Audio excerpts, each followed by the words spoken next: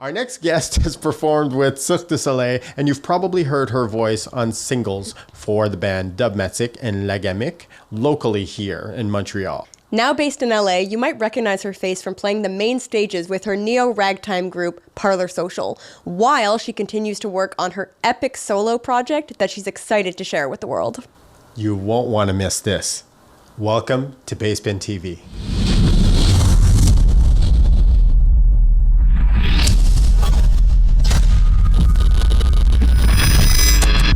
Nowadays, you know it's all about the money. People drip and they start to act funny. Oh, this madness goes on and on and on. Caio da noite, fecha os olhos no sol. Tenho pena no batom que bate forte o coração. Mas no canto da noite, teu sossego no sol. Sol, sol, sol, sol, sol, sol. If you feel good, let me hear you say. If you're feeling good, let me hear you say. If it's all good, let me hear you say. But if it feels good, let me hear you say. Here we are at Basebin TV, and we have with us all the way from LA, but Montreal bred, Yes. Dessy Di Lauro. Hello. Hey, everyone. We can't hear the applause. It's weird. I know, They are where's applauding. everybody? Where are They they? are applauding. Thank you so much for doing this. Thank you for having me. Thanks for humoring us with our little show. I love it. Our little show. I love the setup. It's so... Yeah, because we just had your partner in crime, Ricky Pajot, Yes. was in here. Yes. And we couldn't help ourselves but also take the opportunity while you're in town to get you into the hot seat. Yeah, thank you for having me. Oh my goodness. So excited. It would be kind of silly not to have you on the show. You were a staple here in the live music scene in Montreal. Yes. Let's start there. Your upbringing, family, life, was it filled with as much music as your husband Ricky's? Because he comes from like a family full of like musicians. But where did you get your inspiration from? So I got my inspiration because my parents were avid vinyl collectors. Oh, really? And so because of my background being from different cultures, all this mix of Brazilian, Cuban, all this music, I grew up with all this music. So the vinyl collection is gone, but No. yes, I know. happened? Yeah, they just, after all these years, they were like, yeah, get rid of all this stuff. But there were like some gems and nuggets in my parents' collection. Anything from really like historical 1920s, Fats Waller, Duke Ellington, Okay.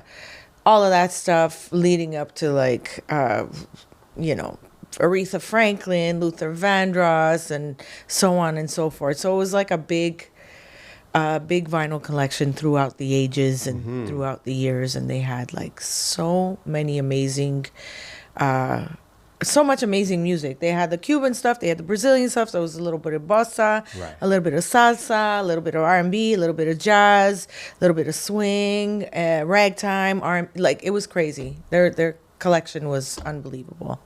Was there one that stood out to you that was your favorite? That's a great question.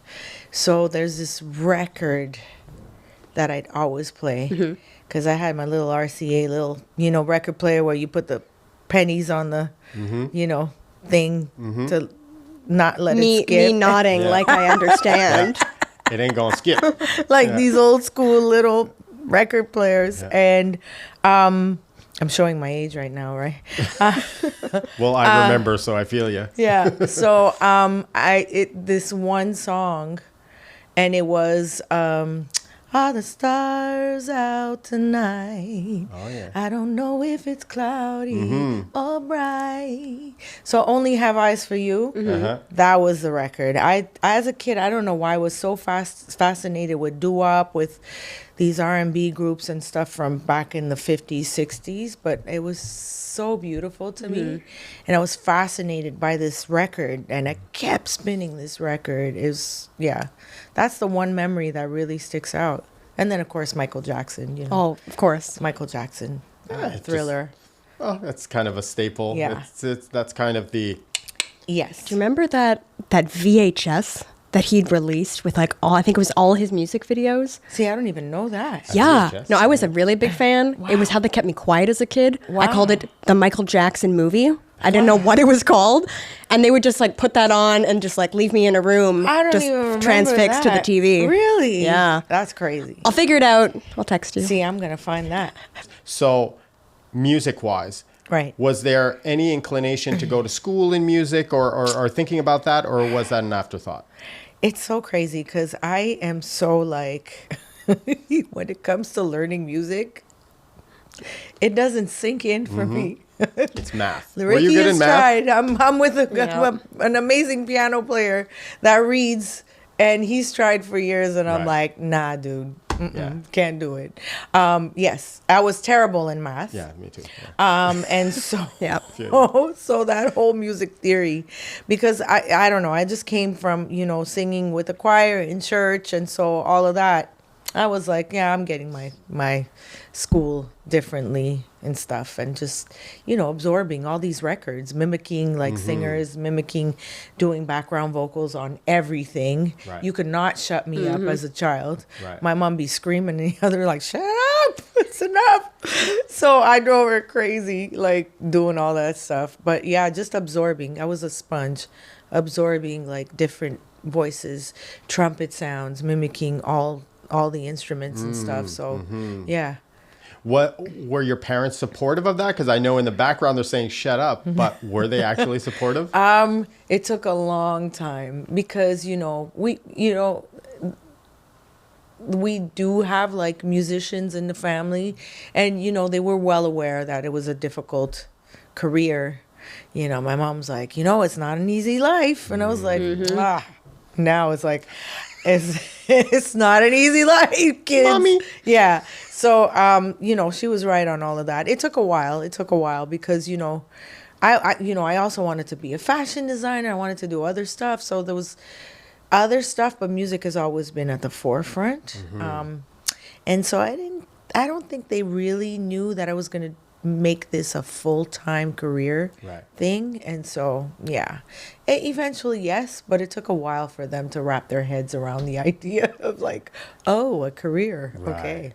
I think this is always inspiring for younger artists to know that people that are actually doing it a full time actually had like some type of part job. I worked at McDonald's. What were some of your part-time jobs before music was your full-time career? I used to be a cashier at Pegabo, which is part of the Aldo group. Oh, really? Okay. So, and it was a fly shoe store. Was- Okay. Did you get discounts? I did. And my cash was always on point. So that was great. Always balancing. Yes, always balanced. Yeah, that was it. And then at one point I was working at Place Ville-Marie, and my dad was manager of this other high-end shoe store, François Villon, something like that. To everybody in LA, it yes, sounds really It's exotic. been a while. French people, please don't hate me. But yeah, it's so I started off working in shops and stuff and shoes. My dad was in the shoe business for a long time. Right. Shoe repairman, working in a factory out here, warehouse. Yeah. And what did his shoes look like? Because you know the old cobbler story. He has the worst shoes. Actually, he had like my mom and I as a child. He used to make my shoes, and I used to. I was What? the only kid in school with like a little heel, No. like rocking a little heel. I look so so cute. cute. Yeah, so he was rocking it. My dad was amazing. Yeah. That is so cool. Yeah. Oh my God. Yes. So then you're working these part-time gigs. Yes. At what point do you now take yourself, to the stage? Did you do singing lessons? Did you just decide to get up on stage? At around 16, 17, I started working with Public Enema, who became Bullfrog, which was a collective I of remember Bullfrog, yeah. Yes. So Kid Koala Yeah. was DJing there, Max, Joanna, there was, group of us, Mark Robertson. Anyways, great band. they started booking me. And so I was still working at the shoe store, and I'd wake up busted the next morning because I'd be like on 3 hours of sleep. Yeah. I get home at 4 in the morning, have to be up at 6, downtown at work, opening up for like 8 a.m. in the store at 8. It was rough. So after a few of those nights, I was like, no, thank you. It's time to do this full time.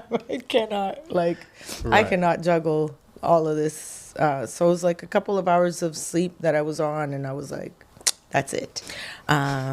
So yes, at 19, they actually what my manager did is send me out to Japan for 2 months.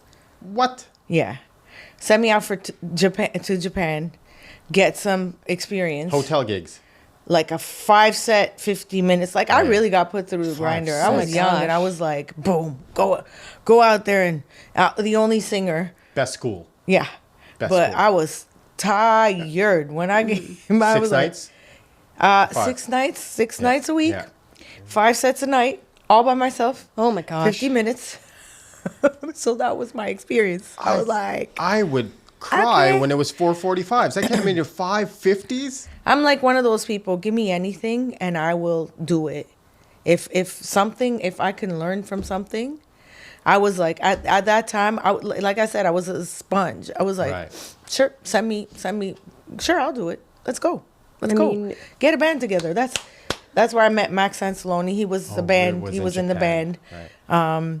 Yeah. So I was like, okay, 5 sets of 50 minutes a night for like 2 months. It was like hardcore, like it was what do you call it? Boot camp for singers. Yeah. I was like, Really? oh my gosh. Grinding Yeah. your teeth, man. That's Yes. like, oof. And so when I came back, I was like, I'm ready. Let's go.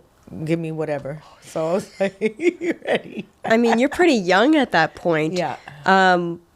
I wonder, like, if you can remember, what kind of an impact did that have on, like, your mental health, your physical health? How were you doing at that time? I was great. Yeah. I felt like I could take on, this youth, right? You're like, Right. man, give me anything. I got this. Got this. Right. I felt like I could take on anything. I was just absorbing everything, everything I possibly could. Like when I came back, I was exhausted. I slept for about 2 weeks recovering. But yeah, it was amazing experience. I had so much fun. How does that happen to go from instead of actually starting in clubs in Montreal? So it's kind of weird. You had this trajectory where you didn't have a lot of live experience. You were already at a young age, before you were 19, picked up by a manager to actually start to write Yeah. and to do stuff. Nobody knows who you are yet, Yeah. but there are few choice people that recognize the talent and Right. went, yeah, we want that. Yeah. And then go on to being 19, already being shipped to Japan to perform in hotels, Yeah. to grind your teeth, and to really, really hone in on your craft, Yeah. your live performance craft. So that explains a lot. When I would see you at Jello Bar, and I had never seen you before, but you seemed so seasoned. But I was like, how? How is she so seasoned when I don't even know who this person is? Yeah, that's why. I mean, that was like boot camp for singers and musicians, because those guys, it was crazy.